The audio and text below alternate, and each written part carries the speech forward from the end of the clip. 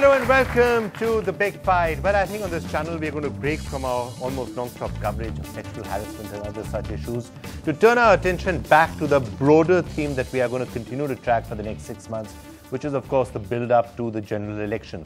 And once a month, every month on The Big Fight, as we've been doing for the last 2-3 months, we're going to take stock of where exactly we are in the build-up to 2014. What have been the major events in the last 1 month?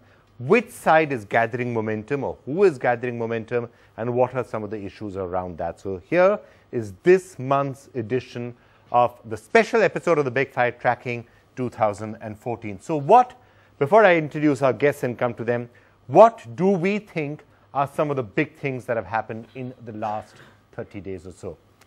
Number one, and please feel free all of you to write in and tell us if you think you have something to add to that list. Number one, this seems to increasingly be becoming a presidential sort of an election. Rahul Gandhi and Narendra Modi. Development number one. Development number two, clearly Narendra Modi seems to be gathering momentum, and he has for the last 1 month. If you take a look at the rallies, the sort of traction he's getting, the amount of buzz that there is building up about him. So that's number two. Number three, Narendra Modi seems to have taken a lot of steps in the last 1 month to reposition himself a bit towards the center, making sure that he's talking in a more secular language. Take the Bihar Hunkar rally speech, for example, taking that slightly more secular position to make sure he appeals to a wider cross-section of people. And then number four, just when Mr. Modi seemed to be gathering a certain amount of momentum, along comes the snooping controversy. So are we seeing, in some ways, is that something which is going to be clipping his wings? Is it introduction of dirty politics? What exactly does all of that boil into? So just some of the trends. Let me now introduce our really esteemed panel of guests out here. Maybe they have other things to add to this list. So let me start off by welcoming Shakti Singh Gohil, spokesperson of the Congress Party, flown in from Gujarat to talk to us here on all of those issues and more. Nirmala Sitharaman, national spokesperson of the Bharatiya Janata Party. Ashish Khaitan, editor of Gulel.com. Well, the person who, in a sense, broke a lot of this, or the news of this entire snooping row. So great to have you with us. Tableen Singh, columnist and author. Gaurav Bhatia, head legal cell of the Samajwadi Party. And it's a great pleasure to welcome, joining us from Sholapur, Maulana Mahmood Madni, General Secretary of the Jamaat-e-Hind, who's made some comments on Narendra Modi in the recent past, which did attract a lot of attention as well.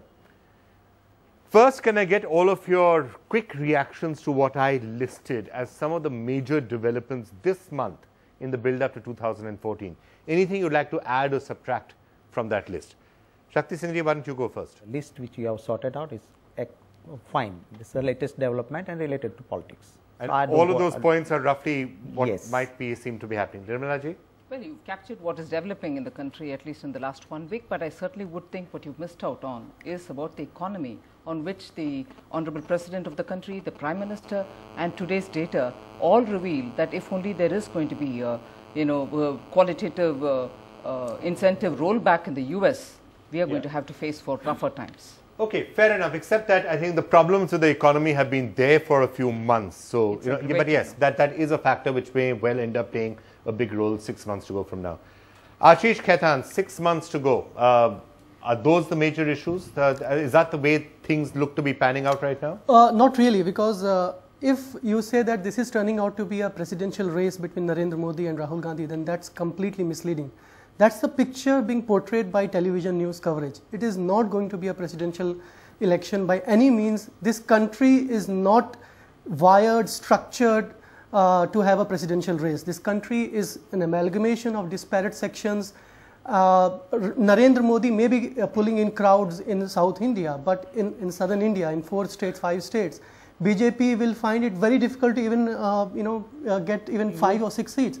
What I'm saying is that look at the crowds that Narendra Modi actually pulled in even in South India. But we have seen from Karnataka assembly elections also. If you see the rallies of Narendra Modi during the assembly election, huge crowd was there. But and this is not just about Narendra Modi. But there's a problem with that thesis also, because in an assembly election they may come to hear Narendra Modi, but at the end of the day they're going to vote for whoever is standing in their particular assembly. It may happen in the assembly elections right now, by the way, in December, which is the immediate thing around the corner. They may come to hear Narendra Modi and still vote for whoever, somebody else. It's a possibility. But you see, in states like Kerala and Tamil Nadu, the national parties, and when you come to the national parties, only the Congress has had some presence in states like Tamil Nadu and Kerala and Andhra Pradesh. And in these states also, Congress has never survived alone. It always had contested or formed governments with regional parties. So it's the regional parties, and that's the thing which we are completely undermining in our debate. The presence, the force, the relevance of the regional parties in the run-up to the election, also eventually when the government is going to be formed. Okay, fair enough. Tableen? I don't agree with what he just said, because I've been traveling a bit, and the election has not been deliberately turned into a presidential election, but because Modi is the target of the entire Congress campaign, he has become like the main issue in the election. And what's very interesting... Which, by the way, would suit the BJP just fine. Because yes, if you look at the BJP, the BJP is also working very hard to make it a referendum on Narendra Modi. In Kanpur, I was astounded that on the stage was the entire BJP senior leadership, and the crowd didn't want to hear it.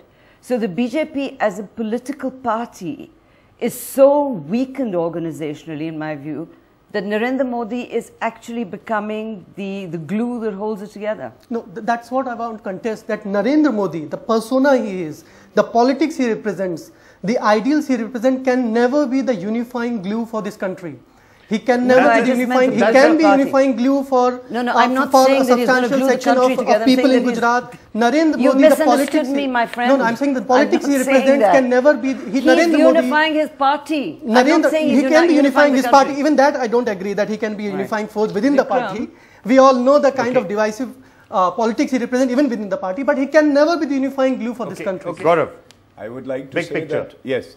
The presidential debate format that is generally followed in the US is personality based. And when we say it is going to be a Modi versus Rahul Gandhi, if I have been following the media correctly, it hasn't been Modi versus Rahul Gandhi. In fact, most of the speeches that have been made by Modi have been controverted by senior leaders from the Congress, and Rahul has not been answering on what Modi is saying, apart from the fact that he's made some speech in rallies. And I agree with Mr. Ashish what he said, that third front forces cannot be ignored.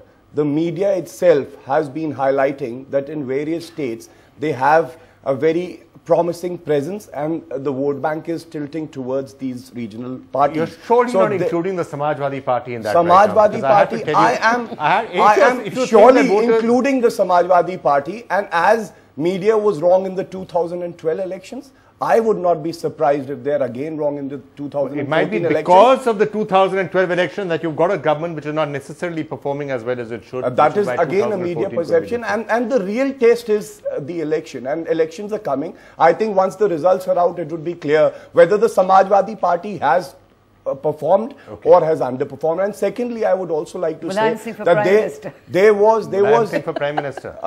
Third front, if they do well, and as the surveys are showing, if we have a majority of our own, then why not? People are not happy with the BJP by and the Congress. Majority of your own, you're not meaning Samajwadi Party. I am saying the third front. Third front, the regional. And secondly, one more important aspect that I think we need to discuss is felicitation of the BJP MLAs in a Narendra Modi rally that happened. It is very unfortunate, because when the state government is trying so hard to ensure that normalcy returns in Muzaffarnagar, a person who aspires to be the Prime Minister of the country, and in his rally the BJP decides to felicitate these tarnished or accused leaders, I think that is a worrisome sign, and it needs to be discussed in this debate. Okay.